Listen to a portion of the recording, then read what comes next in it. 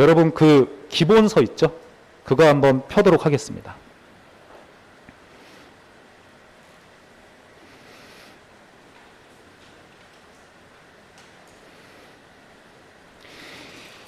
일단 교재로 22페이지 있죠? 22페이지 한번 펼게요.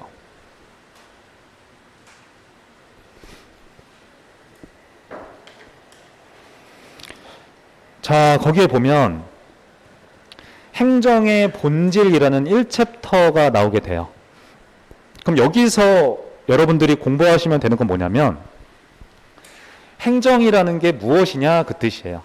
그냥 행정이 뭐냐 이렇게 생각하시면 됩니다. 자, 그러면 기본적으로 직관적으로 행정이 뭐냐 이러면은 그냥 국가관리 이렇게 생각하셔도 상관은 없어요. 행정부 중심의 국가관리 활동 이러면은 그냥 행정입니다. 자, 그런데 학술적으로 있죠. 학술적으로 봤을 때 밑에 보시는 것처럼 넓은 의미의 행정과 좁은 의미의 행정 이렇게 나뉘는 거 맞죠? 두 가지로 구분이 돼요. 두 가지로 나뉘는데 광의로서 행정이 있고 협의로서 행정이 있다. 그럼 광의는 여러분 무슨 뜻이에요? 넓은 의미로서의 어떤 그런 뜻이잖아요. 넓은 의미로서의 행정이라는 것은 그냥 두 글자만 기억하시면 돼요. 협동만 하면은 다 행정이라 보는 거예요. 그러면 광의로서 행정이라고 얘기를 하는 겁니다. 저는 있잖아요. 항상 수업 때 드리는 말씀인데 지금 여러분하고 저도 협동하는 거라고 생각을 해요. 그렇잖아요. 뭘 위해서 협동하는 거예요? 합격하기 위해서. 이것도 행정이라고 보는 관점이에요. 그러면 광의로서 행정이, 협의로서 행정, 좁은 의미로서의 행정이 되는 것인데 이것은 아까 제가 처음에 설명드렸던 행정부의 그 모든 활동이라고 생각하시면 되겠습니다. 자, 그래서 공익이라는 표현 등이 나올 수 있어요. 공익을 위해서. 정부가. 여기서 말하는 정부라는 것은 행정부죠.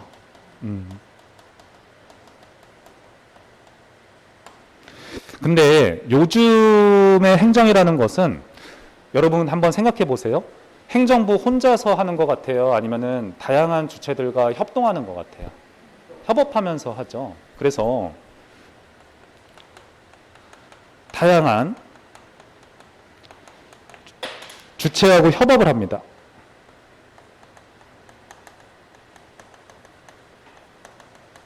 협업하면서 행하는 정책 및 관리 활동 이렇게 좀 딱딱하게 정의를 하죠. 근데 줄여서 표현하면 그냥 행정부의 활동이라 생각하셔도 괜찮습니다. 그러면 여러분들이 지금 우리는 시험을 준비하는 거니까 광의로서 행정과 협의로서 행정을 구분하실 때 핵심적인 키워드가 있어요. 협의로서 행정에는 뭐가 들어가냐면 이런 표현이 들어가요. 정부라는 표현이 들어가요. 행정부가. 행정부가 하는 거예요. 그러면은 광의로서 행정은 굳이 행정부가 들어가지 않아도 괜찮은 거예요. 제가 아까 말씀드린 것처럼 여러분과 저도 협동을 하는 거잖아요. 그러니까 두 사람 이상이서 협력한다? 그럼 다 행정인 거예요. 됐죠? 근데 요즘에 이 협의로서 행정에는 어떤 의미가 녹아 있냐면 다양한 주체와 협업한다고 얘기를 했잖아요. 이거를 우리 행정학에서 조금 어려운 말로 거버넌스라고 표현을 합니다. 거버넌스. 거버넌스가 그럼 뭐냐 이랬을 때 정리하자면 이렇게 돼요. 행정부 혹은 정부, 시장, 마켓이죠. 시장. 그리고 여러분과 제가 속해 있는 시민사회. 이들 간의 협력체계. 이거를 거버넌스라고 표현을 해요.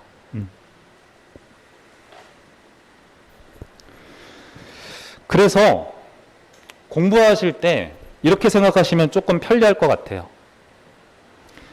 협의로서 행정이라는 것은 협의로서 행정이라는 것은 이 안에 거버넌스라는 뜻이 내재되어 있어요.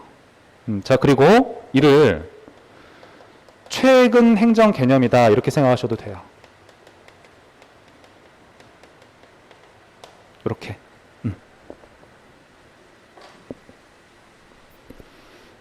천천히 하시죠.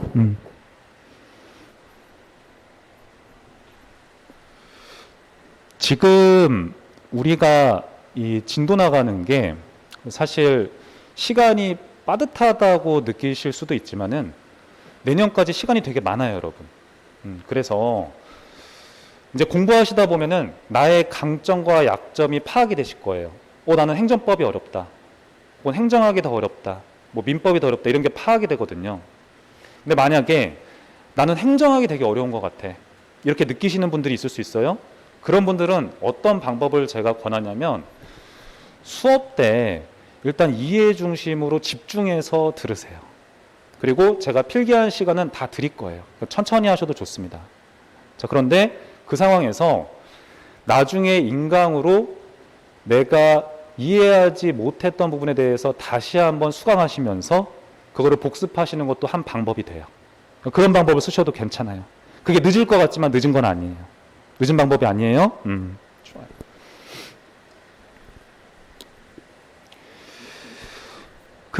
이 거버넌스라는 개념이 낯설 수가 있어요. 여러분들 입장에서는. 그렇죠. 처음 들어보는 개념일 수 있는데 요즘에 행정부의 활동을 예를 들어서 생각해 보기가 편한 게 사회적 거리두기 단계를 조정하는 거 있죠.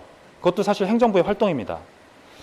행정부에서 어떤 중앙행정기관에서 사회적 거리두기를 조정을 해요? 18개 행정각부가 있죠. 뭐 그러면은 뭐 행안부도 있고 보건복지부도 있고 이렇잖아요. 그럼 보건복지부 산하에 질병관리청이라는 외청이 있습니다. 거기에서 이제 주로 담당을 하죠. 자, 그런데 질병관리청에서 사회적 거리두기 몇 단계로 뭐 상향 조정을 했어요. 그런데 시장 내에는 누가 있습니까? 자영업자분들이 계시고 시민사회 내에는 우리가 있는 거죠. 이들 간에 사회적 거리두기 조정에 대해서 협력을 해주지 않으면은 사실은 감염병 관리가 쉽지가 않겠죠. 따라서 최근에 이제 정부의 활동에 있어서 정부뿐만이 아니라 시장과 시민사회 간의 협력이 되게 중요해지고 있다. 이렇게 이해하시면 되는 거예요.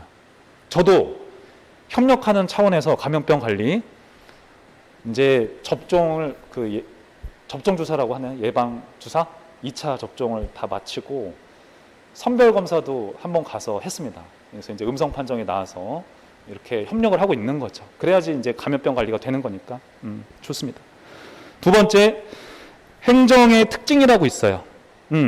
상식적인 차원에서 보셔도 되는 겁니다. 제가 드리고 싶은 말씀은 이 1번으로부터 8번까지 다양한 얘기가 있잖아요. 이거를 일일이 외우실 필요가 없어요. 제가 체크하는 것만 간단하게 볼게요. 일단 첫 번째는 체크를 할게요. 공공 목표의 추구다. 거기에다가 공익 추구라고 쓰세요. 공익을 추구하는 거예요. 1번에다가. 그렇죠. 감염병 관리를 한다는 것 자체가 어떤 특정인을 위한 게 아니죠. 공공의 이익을 위한 거니까. 두 번째, 가치와의 관련성에다 체크하세요. 2번 양괄호 있죠? 그거 체크하시기 바랍니다. 자, 보시면 이런 얘기가 나와요. 행정은 공익, 정의, 형평성, 민주성, 능률성, 합법성, 효과성 등을 추구한다 이랬어요. 저 한번 볼게요. 이따가 할 내용이긴 한데 행정이 있고 경영이 있잖아요. 그럼 이렇게 우리 간단하게 생각하기로 해요. 행정은 국가관리입니다. 얘는 기업을 운영한다 생각을 하세요. 뭐 자영업도 좋습니다. 다 좋아요. 얘가 경영에서 가장 중요한 가치가 뭘까요? 방향성이. 좋습니다. 아끼는 거죠. 일단 아껴야지 이익 추구를 할 수가 있잖아요. 그거를 우리 행정에서 조금 어려운 말로 능률성을 추구한다 이러는 거예요. 능률성은 우리 일상생활에서 하는 표현으로 가성비 있다 이런 표현 쓰죠. 네, 그런 거라고 생각하시면 되는 거. 아끼는 거예요. 그러면 이제 이것도 상식적으로 들어갈게요. 행정은 능률성 추구해야 되는 거예요? 좋습니다. 능률성 추구할 수 있죠. 왜냐하면 저도 이제 세금을 내잖아요. 근데 제가 세금을 내는데 막 쓸데없는 데다 펑펑 돈을 쓴다고 정부가 생각을 해봐요. 그러면 당연히 불만이 있을 수 있겠죠. 그러니까 당연히 아끼는 요인이 있어야 돼요. 그런데 행정 같은 경우에는 경영에 비해서 능률성뿐만이 아니라 다른 여러 가지 가치들도 추구한다 이 말입니다. 플러스 알파적인 요소들이 있다는 거예요. 그 예가 여기 지금 선지에 나온 것처럼 합법성도 있고 뭐 투명성도 있고 이렇다라는 거예요. 그래서 제가 하는 말이 이렇잖아요. 행정부는 항상 욕을 많이 먹을 수밖에 없다. 왜 많이 먹어요? 나 우리 예산 절감했어요. 아꼈습니다. 이런다고 국가관리 잘하는 게 아니에요. 예를 들어서 이 알파 중에서 민주성도 있어요. 행정은 민주성도 추구해야 되는 거예요. 그럼 민주성은 뭘 것 같아요? 우리들이 얘기하는 거, 요구하는 거를 들어주는 거예요. 행정부는 당연히 그것도 해줘야 되는 거예요. 아끼는 게 전부가 아니다. 이런 것들도 추구해야 되는 거다. 그 다음에 이런 거. 투명성도 있어야 되죠. 투명성은 뭐예요? 공개하는 거예요. 정부 활동 이런 거 하고 있습니다. 이렇게 공개하는 거예요. 그럼 합법성은? 합법성은 법치행정이죠. 법대로 행하는 거죠. 이런 것들도 다양하게 추구한다는 거죠. 그러면 이번 양과로에서 하고 싶은 얘기는 뭐냐면 행정은 경영에 비해서 추구하는 가치가 다양하다 이 얘기예요. 됐죠? 다양한 가치를 추구한다. 그게 이번 양과로 개념의 요점입니다. 아낀다고 능사는 아니다. 국민의 요구도 수렴해줘야 되고 행정활동을 공개도 해줘야 되고 국민에 대한 의무도 다 해줘야 되고 여러 가지가 있다는 거예요.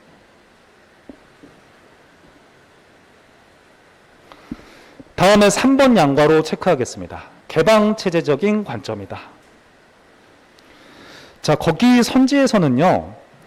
환경이라는 단어 있죠? 환경에다가 체크하세요. 환경.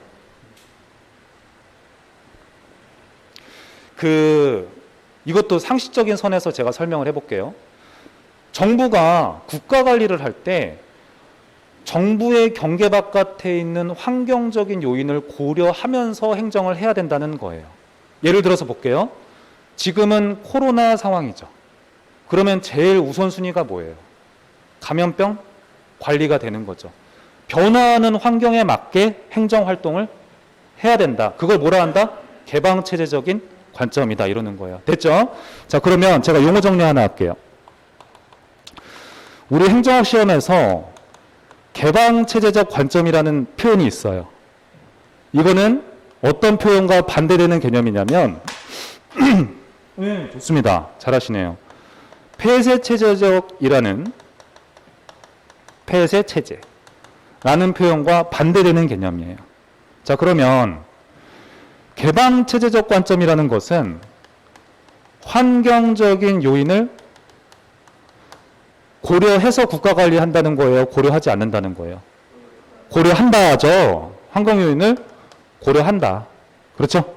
그럼 얘는 고려하지 않는다 이거예요. 됐죠?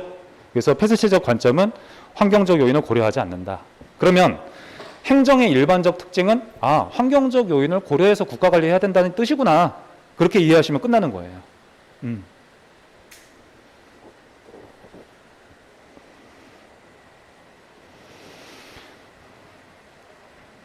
자, 다음에 6번을 체크하겠습니다. 국민의 권리 제한 및 의무 부과라고 되어 있어요.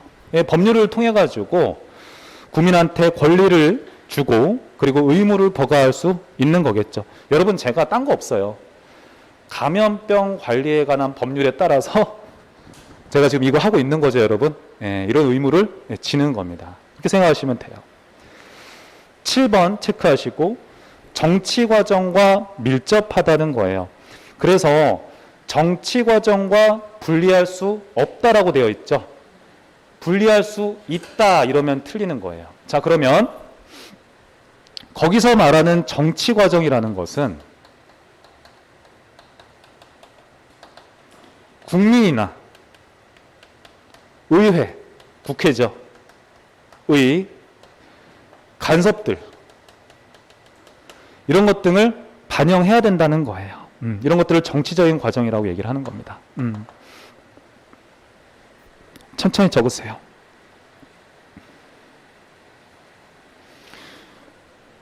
그렇죠. 이제 제가 차근차근 여러분들께 설명을 하겠지만은 우리나라 같은 경우에는 예산안이라는 표현 쓰잖아요. 그 정부가 이제 한 해에 쓸 돈을 계획한 거, 그거를 예산안이라고 얘기를 하거든요. 이 예산안을 행정부가 편성하게 되어 있어요. 그러면 그것을 심의하고 의결하는 거는 누가 해요?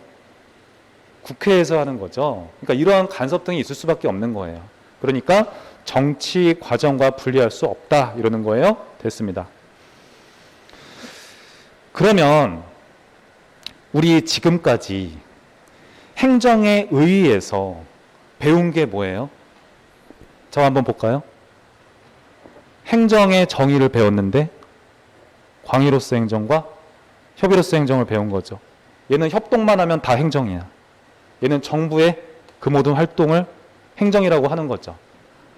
그리고 행정의 여러 가지 특징이 있는데 그 중에 하나가 공익을 추구한다든가 다양한 가치를 추구한다든가 그런 것 등의 내용이 있다는 거죠. 그 정도 내용이 전부입니다. 아시겠죠? 이렇게 심플하게 차곡차곡 정리해 나가시면은 그냥 그게 합격인 거예요, 여러분. 그 합격하는 방법에 대해서 기본적인 본질이라고 할까요? 가장 기본적인 중요한 내용. 그게 뭐냐면 이런 표현 쓰잖아요. 우리 시험 공부할 때. 회독이라는 표현 쓰죠. 회독이라는 건 반복한다는 뜻이에요. 회독이 많으면 많을수록 합격한다고 생각하시면 돼요. 근데 회독을 많이 할 수 있으려면은 어떻게 공부를 해야 되느냐? 요점 정리가 잘 돼 있어야 돼요. 그리고 책이 두꺼운 것보다는 얇은 게 유리한 거예요. 그 책의 볼륨은 제가 이제 뽑아냈어요. 제가 주저자분한테 그리고 출판사에다 부탁을 해서 이번에 무조건 줄이자. 그래서 얘기를 해서 합격에 필요한 내용은 여기 다 들어 있습니다. 그러니까 이거를 회독을 많이 하시는데 요점 정리만 그렇게 잘 하시면 되는 거죠. 됐죠? 23페이지에 있는 내용은 여러분들이 지금 공부하실 필요가 없어요. 나중에 제가 천천히 정리를 해드릴 겁니다. 예를 들어서 제가 하나 설명을 할게요. 23페이지에서 하단에 보시면 플러스라는 부분 있죠. 자, 거기에서요. 행정법학적 행정개념이라는 게 2021년도에 기출된 내용이다라고 나왔어요. 저 한번 볼게요, 여러분. 그게 선생님 이거 기출됐으니까 이거 외워야 되는 거 아닌가요? 이렇게 생각할 수 있죠. 제가 처음 오리엔테이션 수업할 때 뭐라 그랬어요? 기출된 모든 주제가 중요한 건 아닙니다. 기출된 주제 중에서 중요한 것들이 있어요. 얘는 중요한 게 아니에요. 확실하게 말씀드릴 수 있습니다. 그러니까 23페이지는 여러분들이 스킵하셔도 상관이 없어요. 이렇게. 그 다음에 24페이지를 한번 볼게요. 행정과 경영을 보겠습니다. 자, 그러면 행정은 정부의 활동이구나. 그럼 경영은 기업의 활동이구나. 기업 관리구나. 이렇게 생각할 수도 있는 거잖아요. 거기에 대해서 차이점과 유사점에 대해서 정리를 한 게 행정과 경영이라고 생각하시면 돼요. 자, 그런데 행정이라는 것은 국가 또는 공공기관이 공익이나 공적 목표를 달성하기 위해서 행하는 활동을 말한다고 하는 거죠. 자, 그런데 공익에다 체크하세요. 행정은 당연히 공익을 위한 거겠죠. 아까 했던 것처럼 이를 달성하기 위해서 행하는 활동이다. 활동에다 체크하시고. 그러면 거기서 말하는 활동이라는 것은 여러 가지 세분해서 한번 살펴볼 수 있습니다. 예를 들어서 정책을 집행하는 거죠. 그런 것도 활동이 되는 겁니다. 그리고 나아가서 관리 활동이라는 것도 있어요.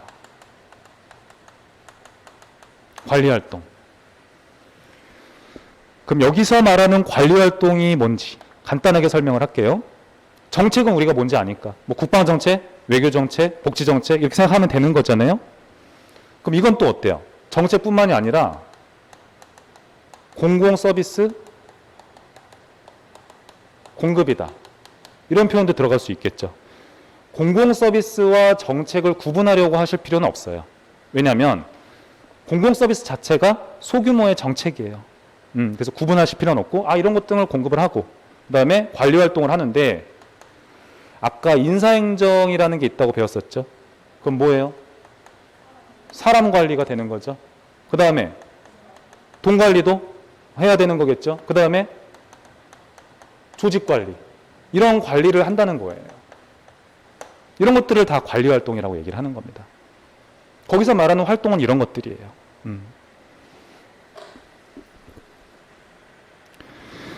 그러면 2번 양가로에서 이제 경영이라고 나왔어요. 이건 사기업이 하는 거예요.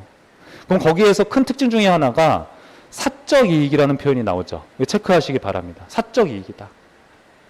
혹은 사적 목표라고 하죠. 거기서 말하는 사적 목표는 구체적으로 뭐예요? 네, 좋아요. 매출이잖아요. 순이익이에요. 순이익 증대를 하는 거예요. 그럼 거기서 활동이라고 나왔습니다. 그 활동은 그럼 뭘까요? 사업이죠. 사업 및 관리 활동이라고 쓰세요. 사업 및 관리 활동. 그 활동에다가 사업 및 관리 활동이다. 이렇게 보시면 되죠. 기업도 이런 걸 한다는 거예요. 사업은 왜 해요? 매출 늘려야 되니까. 그럼 여기서 말하는 관리는 뭡니까? 이러면 이거는 행정하고 똑같죠. 그렇죠. 당연히 인사관리도 해야 되는 거예요. 그 다음에 뭐 또 해야 돼요? 돈 관리도 해야 돼요. 또 조직 관리도 해야 되는 거예요. 똑같습니다. 네. 그럼 여러분들이 지금 사실은 제가 행정과 경영에 대한 간단한 수업만 했지만 이로부터 뭘 알 수 있느냐?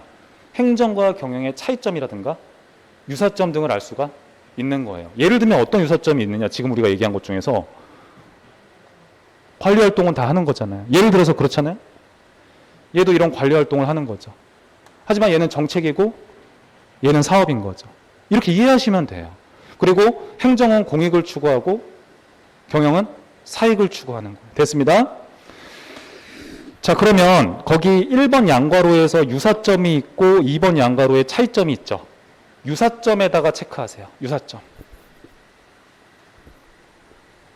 그 유사점에다가 제가 지금 적는 거 간단하게 정리를 해두세요.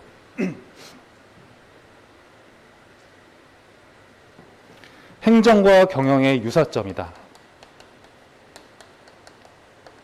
공부하실 때 이렇게 하셔도 상관이 없어요. 세 가지 정도가 있구나. 이렇게 생각을 하세요. 첫 번째 뭐가 있냐?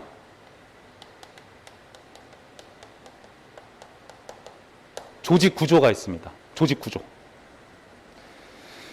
그 기업이든 뭐 국방부든 어찌됐건 간에 조직의 형태는 있을 거 아니에요. 그 조직의 형태가 뭐다? 관료제라는 조직 구조를 채택을 하고 있다. 이렇게 일단 적어두세요. 관료제는 우리가 나중에 또 배워요. 따로. 근데 하나 여러분들께 여쭤볼게요. 근데 관료제라고 하면은 뭐 떠올라요? 어때요?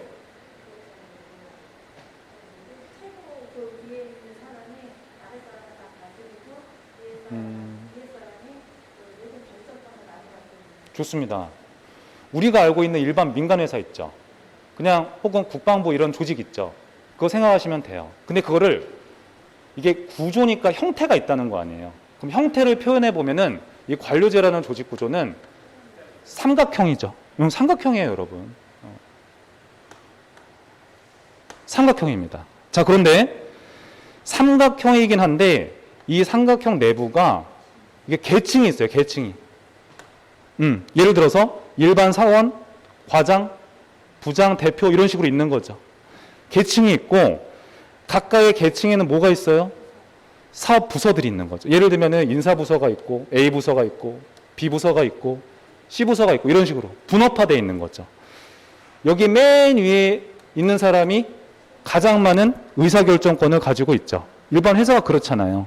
이거를 행정학에서 조금 어려운 표현으로 뭐라고 하냐면 이렇게 얘기를 해요. 그렇죠.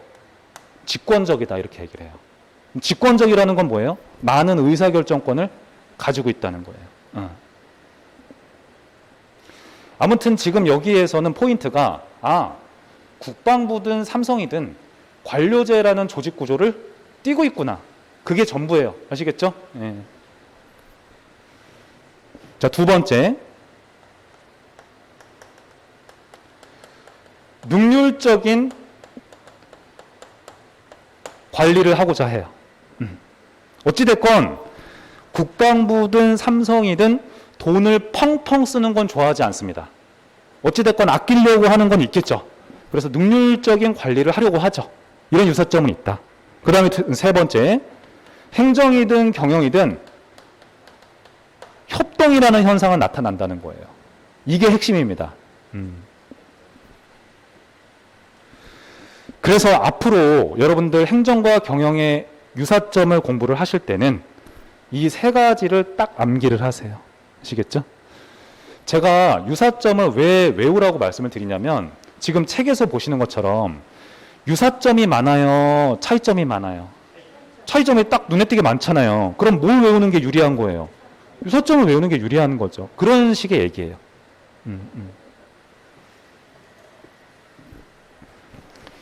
차이점에 대해서 제가 간략하게 체크 좀 하고 쉬는 시간 가지도록 할게요, 여러분.